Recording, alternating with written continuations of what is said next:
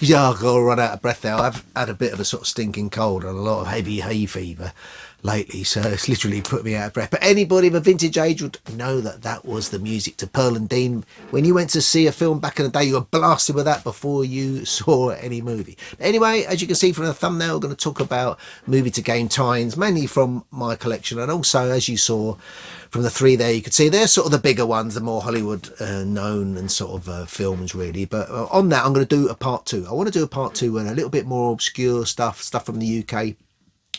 There were TV shows like Yes Prime Minister and The Young Ones that there were sort of gaming tie-ins, amazingly, mainly on the ZX Spectrum. But I want to do a video on that as well, so I'll follow up to this one, will be that one. But anyway, let's crack on. But before I talk about the sort of games, I wanted to mention a little bit about the retro gaming community on YouTube. You know what, a guy called Razza is Retro, he subscribed to my channel and he was made a few comments on my videos, and I obviously followed him and I could see what he was all about, and he's really brought other retro gamers, YouTubers together. He always sort of shouts out other YouTubers, and because of that, I've got connected. I've subscribed to a few other channels, and it's really good stuff. Really decent people out there. It's a really good community. But on that, I'm going to give a shout out to a few of them. Now, a guy called ZX Tetley, really good channel. Guy does a lot of collecting, everything from VHS videos. He's sort of got a really sort of wide sort of scope of what he'd collect, but he does a lot of stuff on a computer called a TI-99. Now, I didn't know anything about his computer. Texas Instruments back in the day. I sort of went down the Sinclair route, but he did as well actually. But he talks a lot about the TI-99, and he's really got me suckered in. It made me think, you know, I want to buy one of them, but I'm gonna be restrained. I'm gonna hold back. But yeah, that's a really good YouTube channel. Another one, PJ Venom 1985. Now, this guy's really good at gaming. Really good, exceptional gamer, really, and really knows his stuff, really knowledgeable. I've been watching some of these videos, so really worth checking out his channel. And another guy's a Subliminal VCR. Another really good channel, another really knowledgeable guy. He really knows his stuff, you know, all sort of through the years, consoles. He's really good, and also he does sort of fix it, little clean up jobs. He sort of maintains he's not very good at it, but I'm telling you, if you're out there and you watch this, you are pretty good at it. You know, you've got me wanting to open up my original Xbox and give it a bit of a clean. So that's something, if you get me to do that, I might actually have a go. So those are those channels. Check them out. I'm going to put the links below. They're well worth watching. And last of all, when I sort of talk about these games, the movies, I'm going to talk a little bit about a movie as well. I'm a really big movie buff. You know, I was thinking once about doing a channel sort of to do movies, but, you know, there's only so many hours in a day, so I just couldn't squeeze it in. But yeah, so we might talk a little bit about the film in question or the actor or whatever, and then and also, I absolutely love movie soundtracks. Not the actual ones that have songs in, sort of with lyrics and everything. I just love the sort of instrumental work that goes into making a film score. I've got about 20 or 30 on CD. I've got a couple on vinyl. As you can see, I've got the Terminator there. A classic for me, classic sort of music, classic sort of instrumental by Brad Fiedel. Really did some classic work on the Terminator. But yeah, we'll have a little chat about those. But let's crack on. We're going to look at on Ocean, Stallone, Cobra on a ZX Spectrum. Now, I was sort of quite a big fan of the old Rocky films back in the day, and not all of the Rambos. I was a really big fan of First Blood, and I think it was maybe the fourth Rambo film. They all got a bit crazy for me, but the fourth one as well was another good film. But what I have to say about guys like Stallone and Schwarzenegger, you know, they obviously really big action sort of guys back in the day, all sort of pumped up, but they both sort of got me into fitness training, really. I was really motivated by the Rocky films. I did the old drinking of the eggs, 6 eggs into a glass, and I don't know how I did it, but I used to do a bit of weights and stuff, and, you know, amazingly, that sort of has stuck with me. And I really do have to thank them, really, because they really got me into it, and I've stuck with it through the years, sort of tried to keep myself in good nick, but I've got to thank the likes of Stallone and Schwarzenegger for that. But anyway, tough game. Let's have a look at Cobra. This is where the law stops and I start. Let's take a look. So this one had quite a nice loading screen. Old Stallone, I expect he thought he looked pretty cool, but it was actually a nice loading screen. Actually had a counter on this one. It sort of started off at 600 mark and counted its way down. That always made me laugh. You know what, they used a little sped up little bit of the Rocky music on a Cobra game. Nothing to do with Rocky, but it did make me laugh. But as I said, this was a super tough game. For me to last this long without dying up to where I died there was actually really good. And that was quite cool. Sort of looked like the sort of barrel of a pistol, didn't it, when you died. But it was tough. At this point, I'm just relying on a headbutt. I mean, people pushing pushchairs at you that kill you, by the way, made things really difficult. There's women walking along with bazookas trying to blast you, and there's many of them as well, and obviously died again. But I actually do okay. I'm starting to survive. I actually get to a hamburger, which actually pleased me because it took me 5 or 6 goes to actually reach this first hamburger. Hamburgers or weapons.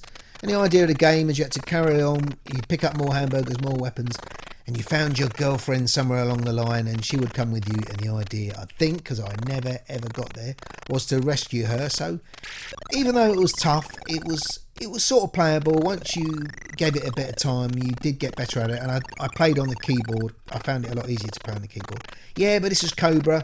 Tough game, but, you know, it's quite a good game. I do like Cobra. It's definitely playable.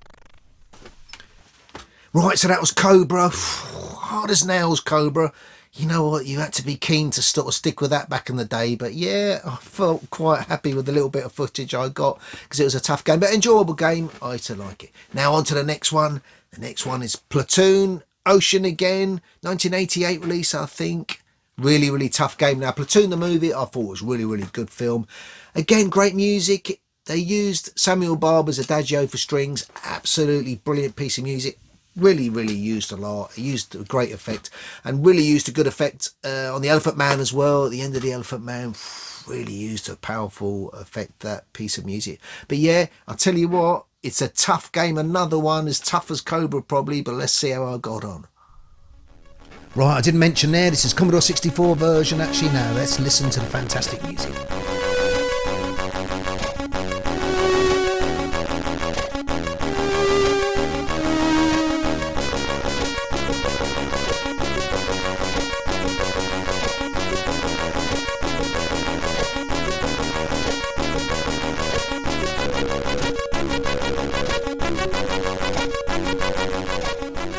Now, like Cobra, this game was tough. You know, you die relentlessly. I mean, thankfully, you had 5 guys in your platoon. Obviously, the game's called Platoon, so you had a few of you. And look at that. I don't know what even killed me there. I managed to avoid the other guy. And there, one of my guys dead already. I don't know whether there were sort of booby traps or a sort of sniper in the bushes there. But sometimes you couldn't even see why you died. Now, even though this game was quite tough or super tough, it was sort of weirdly quite enjoyable, you know, even though you died constantly. I quite liked it. It may have been something to do with the music. You know, the music was great. Used to love walking along and listening to the music. But my goodness, was it tough. I never ever got to the village.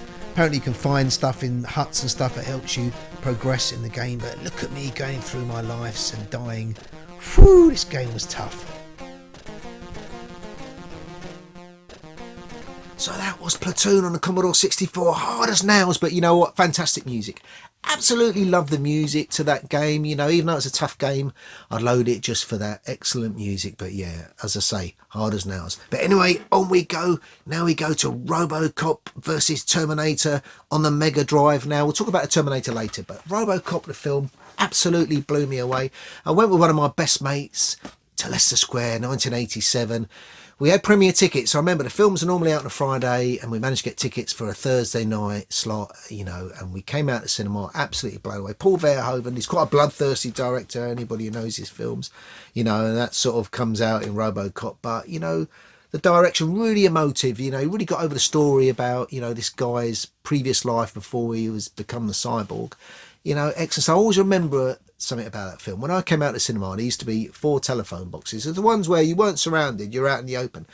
And there was a woman, she must have been in her 70s, and she was talking to somebody on the phone and so enthusiastic about RoboCop. Now, what got me is I was 18, and she may have been a bit younger than I thought, but to see somebody of that age sort of so enthused and sort of talking to her friend, she was going, "You got to see this film, brilliant," you know, and that really sticks in my mind. The other thing, RoboCop, I have the soundtrack to this one. I absolutely love the main theme to RoboCop. It was absolutely brilliant. I sometimes take this to my wagon and when I'm at work and I drive around listening to RoboCop, you know, really great stuff. But anyway, let's have a look at the Mega Drive game. A really good shoot them up. You to enjoy playing this one a lot. Great fun. Put it on for 20 minutes or so. You can have a really good bit of gaming. Let's have a look. Yeah, so quite an unusual crossover, this one, RoboCop and Terminators. But you know, it was really unusual. Just a quick thing on that. When I went to see a film and they first trailered RoboCop the film, they actually used the music from the original Terminator. I was quite shocked, but I think it's Orion as well. I may be wrong, but I think Orion was the publisher of both films, so they were able to use the music for the Terminator, only in the trailer, obviously not in the RoboCop film. But yeah, this was a great little game, you know, it looked really great. I loved the music to this game, quite bloodthirsty as well. As I said with the introduction to this game, Paul Verhoeven's direction, he was he loved a bit of gore in his films, and I think, you know, the people who made this game obviously had that in mind, because when you shoot people here, they just sort of just burst into sort of blood. It's like quite interesting, really. But yeah, you have to find your way through. There was different routes. The route wasn't always obvious on this game, but yeah, I used to have fun times this game. I'd only play it for about 20 minutes, half an hour, but yeah, really, really good fun. You know what, it'd always make me laugh the way that voice would go, Terminator. So that's RoboCop versus Terminator. Absolutely fantastic stuff, you know, and the Mega Drive was absolutely brilliant console for games like that. It looked and played lovely, music fantastic. Who doesn't want to play as a RoboCop shooting Terminator? It's absolutely brilliant. Now, last of all, on the subject of RoboCop, we're going to take a little bit of tangent here to, you know, RoboCop was obviously a cyborg. Now, back in the day, I used to love a TV show called A $6 Million Man. I think everybody of a certain generation knows A $6 Million Man. They're one of the best intros ever. Absolutely fantastic. When I was a kid, I think here in the UK, it was on a Thursday night. And before, there was a soap opera called Crossroads on. Really, really lame sort of soap opera called Crossroads. But I would hear down the hall, because my mum used to watch Crossroads, I'd hear the end music to Crossroads, and I would come running down the hall because I knew the $6 Million Man was going to start. Brilliant. $6 Million Man versus Bigfoot. Remember that? Absolutely brilliant. But on that, I went to Comic Con about 5 years ago in London, and I was lucky enough to get the autograph of the man himself, Lee Majors. All the best, Kevin. Now, he was about 80, I think late 70s, 80s. He wasn't the most talkative, but really still a top guy, and I was so pleased to get his autograph. Really top stuff. Now, on to the next game. Now, we're going to go to Star Wars, the Star Wars universe, Rogue Leader, Rogue Squadron 2, another fantastic game. Now, on the subject of that, I think it was at the same Comic Con, I managed to get this. Here he is, Billy D. Williams, Lando Calrissian himself. And it was actually my son who was meant to get this photo, but he ended up being on a holiday, so I jumped at the chance. Now, when you get these photos, any of you out there who's done a Comic Con, you don't get to talk. When you get the photo, you just stand in line, walk in front, stand next to whoever it is, get the photo, and you're gone in about 2 seconds. But that's the way it goes. But I was really pleased to get a picture of the man himself. Good stuff. But let's have a look at the game itself. GameCube. I think, you know, you fly around. There's 10 different levels, I think. But let's take a look at some of the game footage. Right, I think I had to include a Star Wars game. You know, there's loads of Star Wars games out there. My lad loves Star Wars Battlefront. You know, marvellous games, but there was so many going right back to the ZX Spectrum. There have been Star Wars games, but this one on the GameCube. Now, I picked up the GameCube maybe sort of 15 years ago, and I remember reading that this was a really good Star Wars game, and it was really was quite good. You know, you can't beat it, can you? Flying around in an X-Wing, being Luke Skywalker, and shooting down TIE fighters. Now, it really does it get better than that, but this game was particularly quite good. I think there were 10 levels.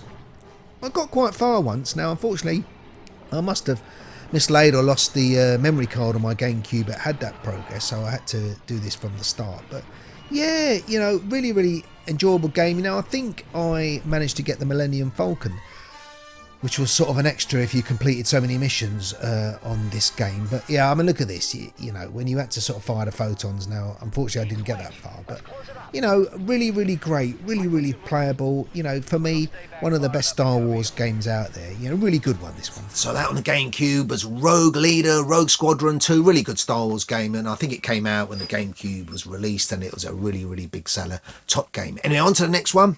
Now we're going to go to the universe of Godzilla. You know, I know some of you out there are massive fans of Godzilla. Quite a sort of fan myself. Now, I've sort of become a fan quite recently because I went to see Godzilla -1, and it only came out in the UK for a couple of weeks, but I was certain I was going to go and see that film. Managed to get tickets for it. An absolutely wonderful film. I thought it was one of the best films I'd seen in many years.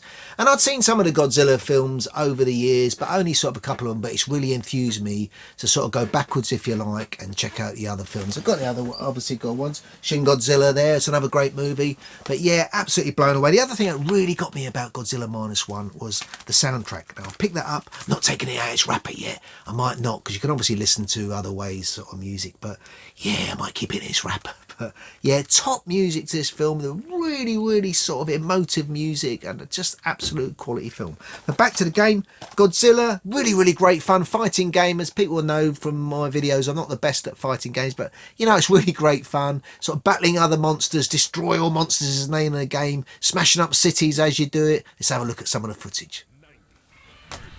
Now, what a laugh this game was. Oh, it was such good fun. Now, I only received this on Thursday. I found out about it quite a while ago. I've been looking for a copy, but I made the cardinal sin mistake. I bought a copy without the instructions, so I was sort of struggling as to what to do as far as the fighting moves. I couldn't work out how to use any super moves with Godzilla, but it was such a good laugh to play. The sounds, you know, they really nailed the Godzilla sound. It was absolutely brilliant. That reverb sort of scream he does, absolutely brilliant. And what a fun game. You know, the concept of the game is just like, you know, fighting game, but with huge monsters. I mean, you'd sort of think, hey, it might not work that well, but I must admit, I was really, really enjoying it. I played this game with a big, big smile on my face, and I'm going to play it again. Absolute brilliant laugh. So that was Godzilla. You know, that game is such fun. It's absolutely great laugh. You know, destroying cities as you're trying to destroy. God, think about how many humans would have died in those cities. But yeah, really, really great fun game. But we'll move on. By the way, it was released in 2002, Godzilla, as was Rogue Leader, the Star Wars game. I think that was the same year as well. But anyway, we move on to Jaws Unleashed on a PS2. This is a really good fun game. Now, this game's been ripped a bit recently because there's a shark eating game called Man-Eater, where you sort of go around sort of eating other fish and eating humans. And it's a bit of a rip from this game, to be honest. But this one's great fun. Well, what can you say about the film Jaws? Absolutely brilliant. Spielberg at his best, really. Robert Shaw is fantastic in that film. That bit where he talks about, you know, the guys lost to sharks, a real life story. The sharks lost when a battleship was sunk. Really brilliant, but really, really fantastic. I love the bit with the barrels. Now, apparently they used the barrels because they were really struggling with the robot fish. So when they were directing, couldn't get the robotic shark to work sometimes. They had to think of a way of showing the shark, but not showing the shark, if you like. And that became the barrels. And that is some of the best part of the film for me, when they're looking out for the barrels and they shoot a shark. Absolutely brilliant. But let's take a look at this fun game. Jaws Unleashed. Great stuff. Right, this one again. Oh, this one had me cracking up as well. Like Godzilla, in a really good way. I was just laughing my head off. Like, these poor people, the way they scream when your great white shark goes towards them to take them out, it's unbelievable. And the way, you know, you risk sort of beaching yourself to sort of get more people. And even in the tutorial, you've got to learn how to go up onto the beach. You know, and you can last 10 seconds before you have to get yourself back in the water, or else your shark dies. But it was actually cracking me up. And as I say, this game, I tell you what, was ripped off big time by that game Man-Eater. Now, there's a game on my son loves Man-Eater. It was on the PS4, on the new Xboxes game. But they definitely ripped this game big time. But I forgot what the story was altogether on this game. But I was just having such fun, like knocking those guys out of those boats and then sort of try and eat them when they're in the water. There's another bit where these people are on a pier, a wooden pier. It looks quite weak. And you're thrashing your tail around underneath the water to break the sort of wooden bits that make the pier stay up, just so they fall into the water, the people die, and you can eat. Crack me up. So that's Jaws Unleashed. God, you know, when you hear the people screaming, it's mad, really. But really, really good fun game. You know, excellent stuff. Well, we move on. Then move on to more modern console, the PS4. Now, this game, Mad Max, I thought this is exceptional. You know, I've still not completed it, but I really enjoy playing this game. The music in this game is really ambient, and it really sets the tone for that wasteland. Now, at the end of this video, I'm going to phase out on the music, the ambient music to this game for about a minute, because it really sets the tone of the game. Now, you're playing Max, you lose your car at the start, you get attacked, and you're left for dead. And the game is you sort of chase after building a new car, looking for your old car, and the story goes from there. But it's really good stuff. You meet this character called Scumbucket, I think his name is. He helps you along the way. He's a real unusual sort of character. Helps you fix your cars, and it's just a general help. But yeah, really, really good game. But the other thing is the film itself, Mad Max Fury Road. Now, at the time, I sort of got a bit fed up of the cinema because a lot of, you get a lot of films, the trailers hype them up and they end up letting you down. So I sort of had a period where I'd sort of stopped going so much. And that sort of coincided with the release of Mad Max. And I just thought, it's just going to be another remake. It's not going to be very good. And I didn't bother. But then I eventually saw the film, DVD or streaming or whatever. And I was absolutely blown away. The minute I saw it, I thought, God, I would have loved to have seen that on the big screen. If it ever comes back on one of these flashbacks, where they put films on the cinema again, I'm definitely going to go and see Mad Max Fury Road. It's just a terrific action scene. It's got one segment for about 5 minutes where he's in the lorry and he's being attacked by motorbikes or whatever. It's sublime. It's absolutely brilliant. And for that reason, I bought the soundtrack as well. The soundtrack to Mad Max Fury Road is really, really brilliant. It's a song called Brothers in Arms, and it's just such a sort of moving, fast, energetic piece of music. It's actually set to that part of the film I was talking about, with the action sequence. It's absolutely brilliant. Anyways, let's take a look at the game itself. Mad Max, really good stuff. Oh, upside down. Yeah, so we enter the Mad Max universe. Now, those are the guys who stole your car. And there he is, old Scumbucket himself. What a good-looking fella he is. But I tell you what, he's a great mechanic. He's a great servant. He sticks with you as far into the game I've got. He's stuck with me. Helps you fix cars now. You obviously got to do quite a lot of fighting. It is the wastelands of Mad Max world, and so you have to fight to the death. No police around to stop this sort of stuff happening. But yeah, the fighting mechanics are really quite good.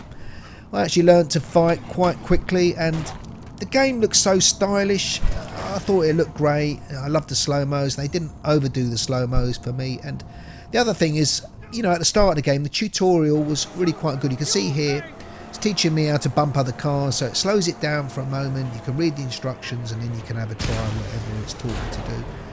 Explosions, it looked really, really brilliant. Now, obviously, there's a lot of driving in this game, the Mad Max game, but it looks brilliant. You really got the feel that you're in the Mad Max universe.